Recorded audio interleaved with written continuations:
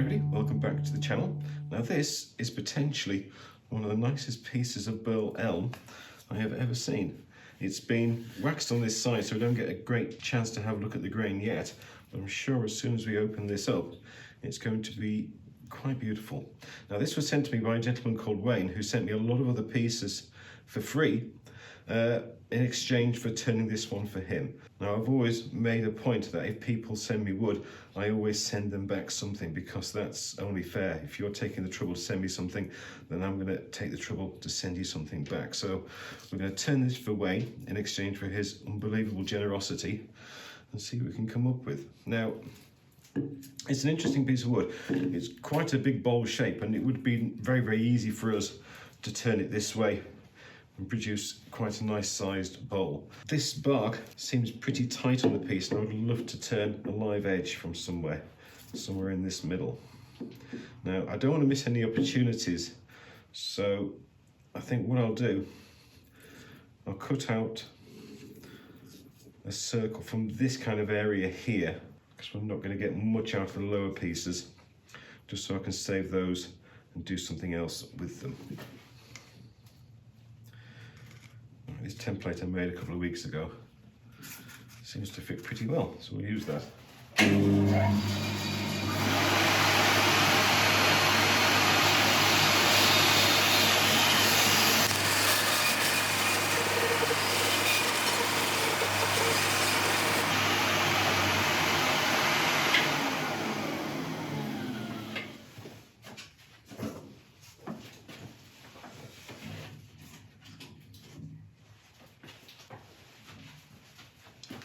Okay, there we are. There's our blank all nicely cut out.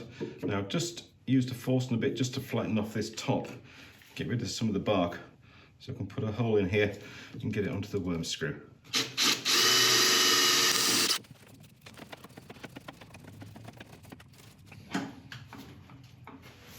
Right, we're on the lathe, nice and safely. We've got tailstock at the start for support. We can initially start turning at about 800 RPM, which is a good healthy speed for this. I've sharpened up my 1/2-inch bowl gouge, so we'll begin. We're going to start off by flattening off the base and start working up these sides to try and reveal more of this beautiful Burl pattern. Not quite sure on exactly what shape we're going for yet. I'm sure the wood will tell us as we're going along.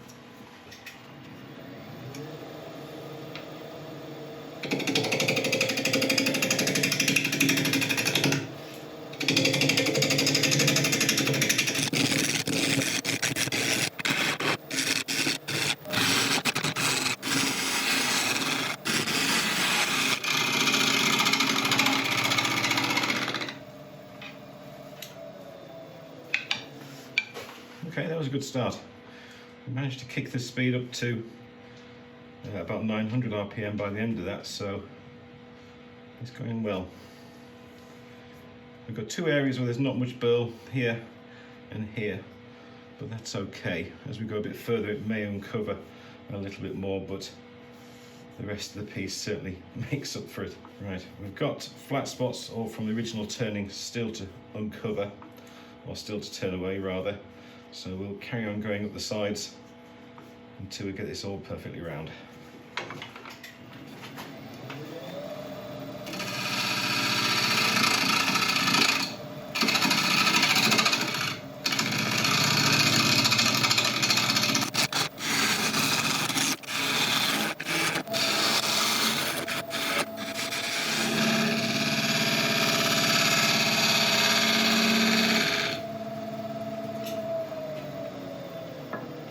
Okay, good. Let's get it all nice and round, and let's have a look for opportunities for design. That's the lowest place we have there, and that's the highest. By going in, we're not going to change much on that height, so that's not an option really, unless we want to make a smaller piece, but may as well try and make the most out of this wood we can. Okay, so I think that's as far as we want to go in, although we could get a little bit higher. What do we do? I think I'll just take this top over just a little bit more, just to get this side a little bit higher than here and here.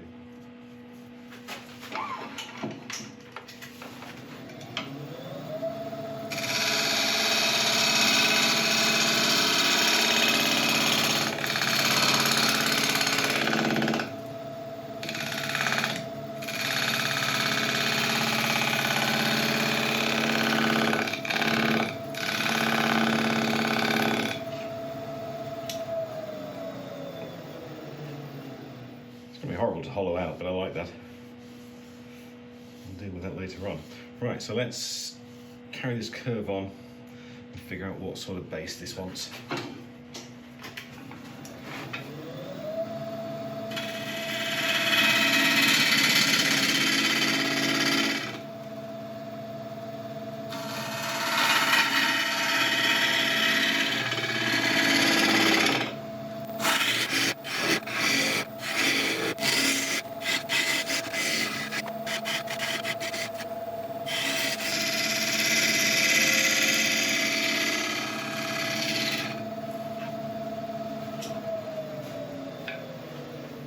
Okay, I like that shape on the base.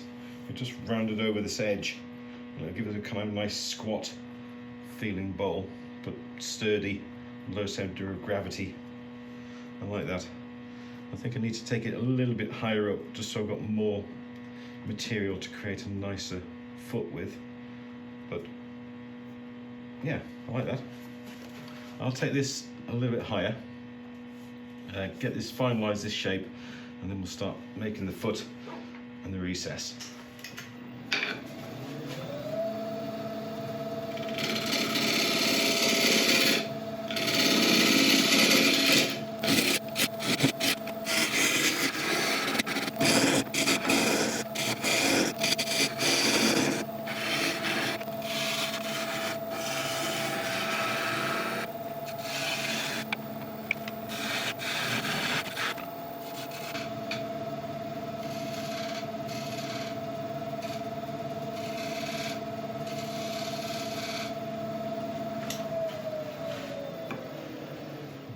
Beautiful.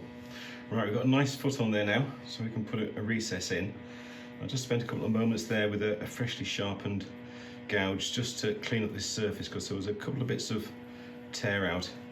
But now, luckily, that was all gone. A little bit there, but that's minute compared to what it was like. So we'll put the recess in, and then we can start sanding.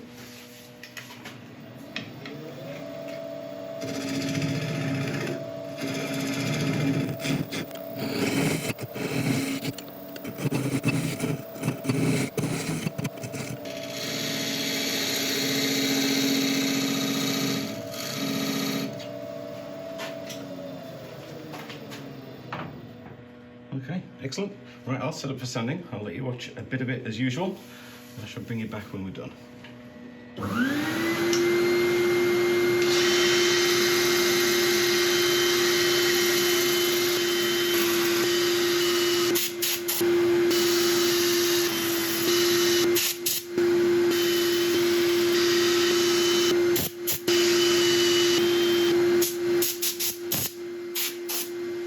Okay, sanding went beautifully. Just going to go on now with a bit of isopropyl just to clean up the grooves, all the pores and all the dust, and to give us a kind of first look at how this burl's going to look with a finish on it. That's quite nice. That is very nice.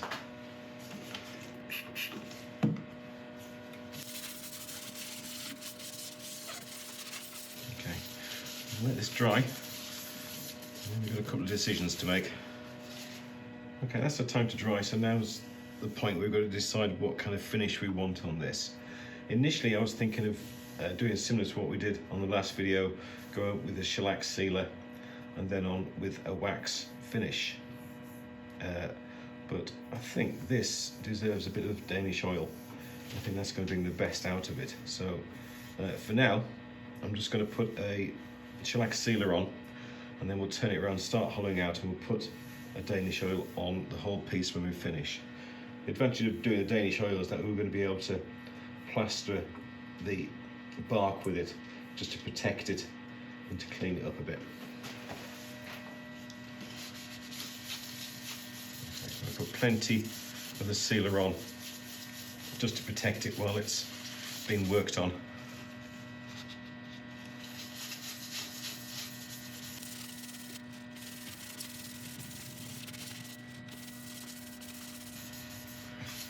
Okay, all right, I'll let this dry, then I'll bring it back when we've turned it around.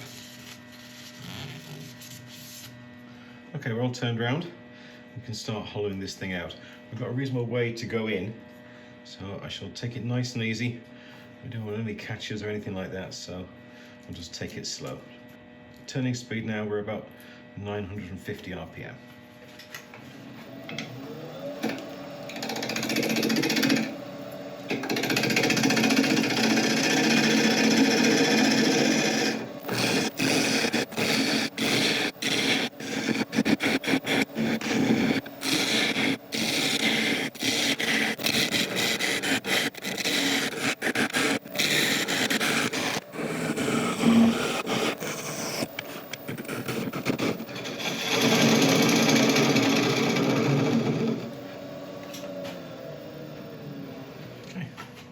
All going well.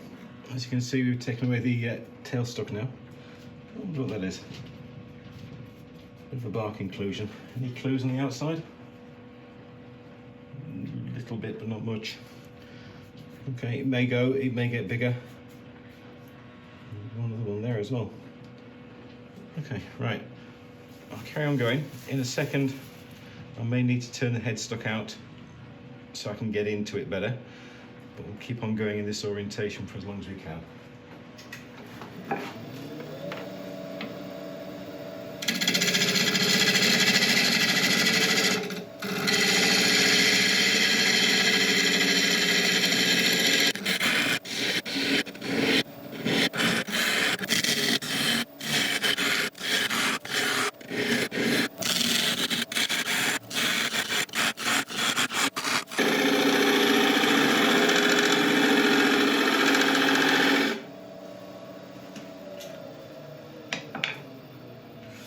Progress is going very well. I think I've defined the final width of the piece there. I don't necessarily want to go any thinner than that, otherwise we're going to start to lose the bark on this side. So that's good. Right, just carry on going down. Got about another 3/4 of an inch to come down, I think.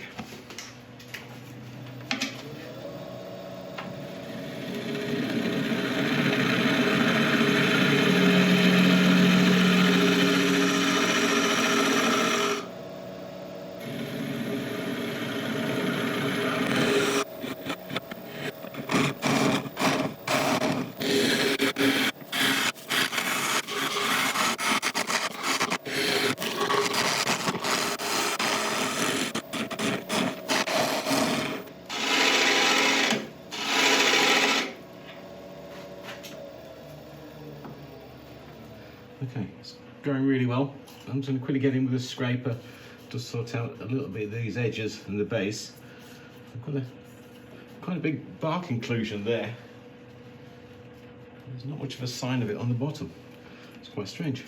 Right.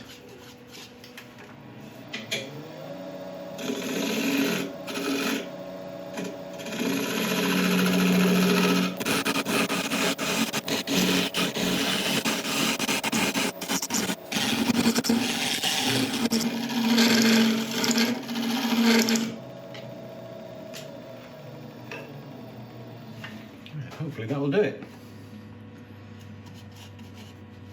Yes, that will do it. Okay, I'll set up for sanding again. I'll let you watch a bit of it, I shall bring you back when we're done.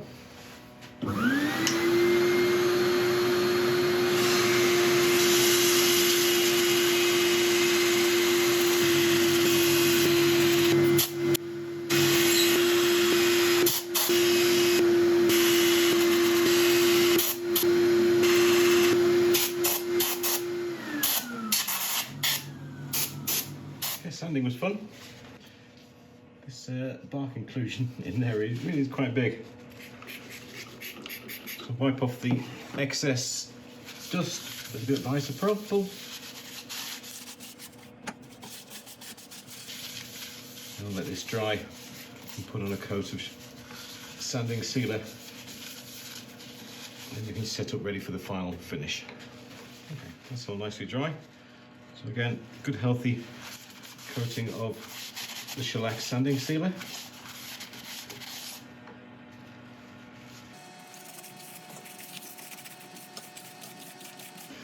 Okay, we'll let this dry and then we'll come back and put the Danish oil on.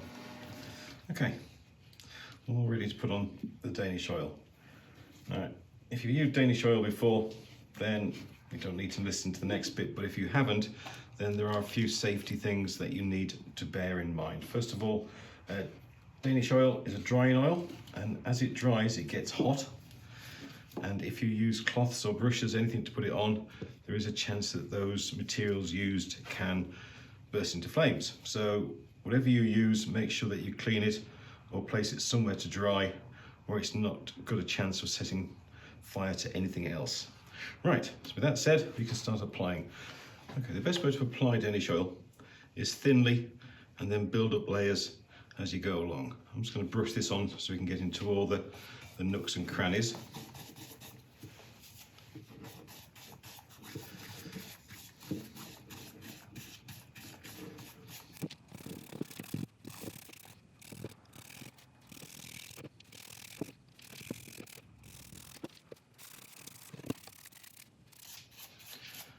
Okay, nearly there.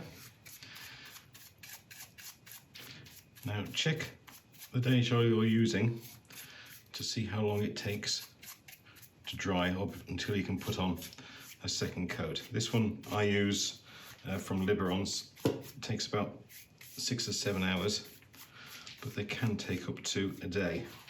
You don't want to put the second coat on too early because the surface can start to become sticky. Right, so the next step now is to leave this for about 20 minutes. Then I'll come back and wipe off the excess. And then I'll keep on repeating that process until we get a nice finish.